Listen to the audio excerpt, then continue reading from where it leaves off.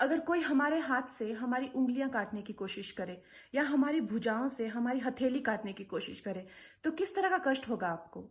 वही कष्ट पहुंचाया है चाइना ने हमें लद्दाख पर अपनी लालची नजरें गड़ा के, और वहां हमारी सीमा का एक एक इंच बचाते हुए हमारे 20 जवान शहीद हो गए हैं।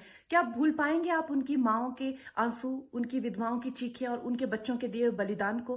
क्या ये सोचना ठीक है कि सेनाओं का जो सरहदों पे जो युद्ध होता है वो सिर्फ सेनाओं का होता है, वो सिर्फ सरकार का होता है? क्या उसमें हमारा कोई योगदान नहीं है? क्या हम भूल गए वो वक्त जब महात्मा गांधी जी ने कहा था अगर अंग्रेजों की रीढ़ तोड़नी है भारत में तो उनके बनाए हुए हर उत्पादन का बहिष्कार करना पड़ेगा?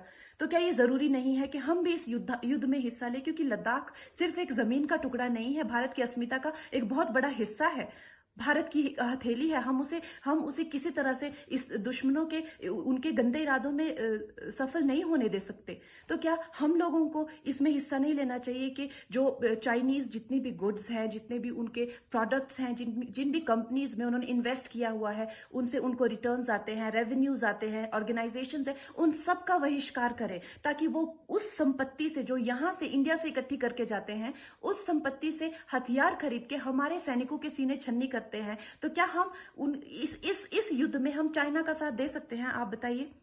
ये क्या हमारा कर्तव्य नहीं है कि हम अपनी सेनाओं का और अपने सरकार का साथ दें? तो हमें प्रतिज्ञा लेते हैं कि हम आत्मनिर्भर बनेंगे और चाइनीज गुड्स को बिल्कुल बॉयकॉट करेंगे और इस युद्ध में हिस्सा लेके भारत को जिताएंगे।